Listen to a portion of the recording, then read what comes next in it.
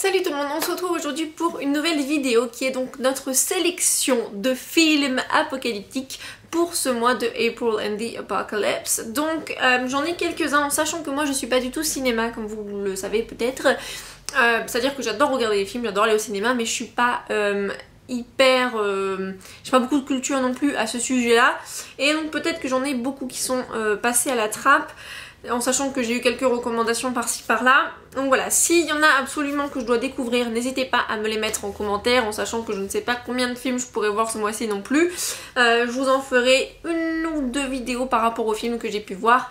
Et en attendant, voici les titres que j'ai retenus sur ma petite liste. Le premier je l'ai déjà vu et il est sorti il y a des années donc je pense que tout le monde l'a vu.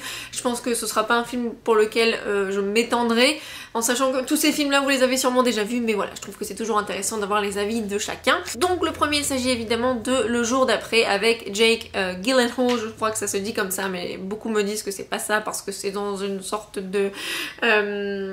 c'est que je sais pas, écossais, irlandais, je ne sais plus, mais je sais que je le prononce mal, bref, c'est pas grave. Donc évidemment, c'est un film avec, pré-apocalyptique qui se va à l'apocalypse puisque c'est en fait un changement climatique qui vient un petit peu foutre le monde en l'air, on va dire ça comme ça. C'est un film que j'aime beaucoup personnellement, mais on en parlera plus tard. Si vous ne l'avez pas encore vu, qu'est-ce que vous attendez? Ensuite, il y aura évidemment La Route avec Viggo Mortensen. Depuis que j'ai fait ma sélection de lecture, tout le monde me dit ah ouais non mais ce film est déprimant, j'ai jamais réussi à aller jusqu'au bout, c'était horrible, c'était hyper intense et compagnie. Alors je pense que je vais me garder le livre et le film pour la fin du mois, comme ça au moins je suis sûre de pas trop ruiner ce April and the Apocalypse et comme ça en mai je pourrais enchaîner sur des trucs un peu plus légers en mode romance et compagnie, surtout qu'en ce moment j'ai bien envie de lire du new adult. Donc voilà, je pense que je le garde pour la fin du mois puisque je ferai du livre au film et on va dire que ce sera une bonne conclusion, voilà. Et donc du coup La Route, je vous l'ai pas dit mais je l'avais dit dans ma sélection de lecture apocalyptique en fait, donc c'est l'apocalypse qui vient de se passer, un père et son fils qui doivent survivre et il y a des sauvages cannibales qui arrivent donc oulala. Ensuite un livre que je n'ai pas vu par contre parce que les avis avaient été tellement négatifs que je m'étais pas donné la peine de le regarder, mais pour ce mois-ci je vais faire l'effort. Il s'agit de 2012 avec je ne sais pas, en fait je connaissais pas les acteurs donc j'en ai pas noté un seul. C'est en fait un film par rapport à la prophétie Maya, donc qui disait que le monde allait se terminer en 2012. Je me souviens d'ailleurs en 2012 quand il y avait eu ça, c'était je crois que c'était le 21 décembre ou même un jour après mon anniversaire, donc voilà, ça m'avait bien fait rire. Je ne sais pas ce que ça va donner et je crois qu'apparemment c'est beaucoup dans la démesure avec des gros effets spéciaux qui sont pas forcément très bons.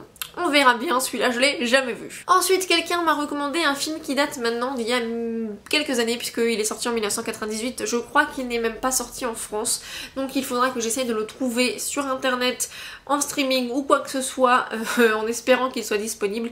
Il s'agit de Last Night. Avec des gens que je ne connais pas donc je les ai pas notés non plus, mais de toute façon comme pour les livres je vous mettrai tous les liens IMDb ou Allociné en barre d'infos.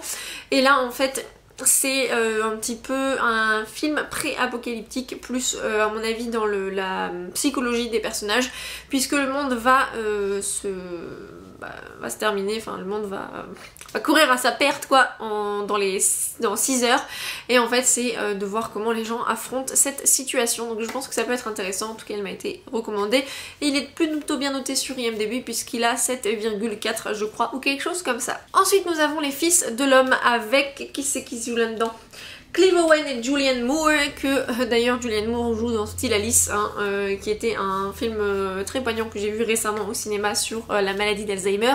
Si vous ne l'avez pas vu je vous le recommande, je n'ai pas lu le livre en tout cas. Les Fils de l'Homme, j'ai pas tout à fait saisi le synopsis, je crois que c'est post-apocalyptique. En gros il y a beaucoup de gens qui sont morts évidemment et apparemment dans ce film ça se concentre sur la tristesse de voir que la plus jeune personne qui avait 18 ans est décédée, mais à côté de ça il y a une femme qui est enceinte, ce qui n'était pas arrivé depuis hyper longtemps.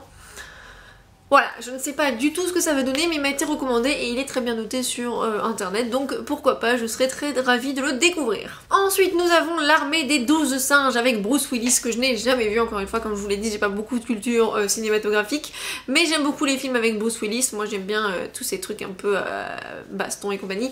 Donc voilà, celui-ci est hyper bien noté sur Allociné, donc je ne comprends même pas que personne dans ma famille essaie de me le faire voir, parce que comme ils sont un peu exaspérés par ma mauvaise culture cinématographique, ils veulent toujours me faire voir des films un peu cultes. Enfin bref, et donc ça, c'est l'histoire d'un virus qui a décimé 99% de la planète, de gens quoi, comme d'habitude à peu près. Et en gros, ça va être une équipe, avec Bruce Willis je présume, qui va être envoyée dans le passé pour essayer de comprendre comment ce virus est survenu et pour essayer de réparer cette épidémie, enfin de la prévenir, qu'elle n'arrive pas. Donc du coup ça mêle post-apocalyptique avec un voyage dans le temps, ce que moi je trouve absolument extraordinaire. Donc j'ai bien hâte de le regarder, j'espère que ça me plaira et de toute façon je vous en reparle évidemment. Et ensuite j'ai noté quelques films de zombies, mais pour ceux-là la plupart je les ai vus. Donc j'ai noté quoi, I Am Legend, donc avec Will Smith, que j'ai vu, que j'avais beaucoup aimé. Je sais, j'ai pas lu le livre d'abord, et désolée, je ne savais pas à l'époque que c'était un livre. J'ai vu Warm Bodies, qui est donc l'adaptation cinématographique de Vivant de Isaac Marion, ou Warm Bodies en anglais. Voilà, un livre que j'avais adoré, un film que j'avais adoré, à prendre au second degré, mais moi j'avais vraiment bien kiffé.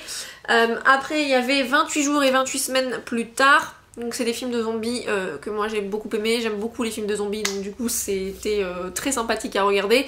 Normalement il y avait un autre film qui était censé sortir après cela, mais j'ai jamais entendu parler d'une suite, donc pour l'instant je sais pas si ça se fera un jour, mais je vous les recommande si vous les avez pas vus.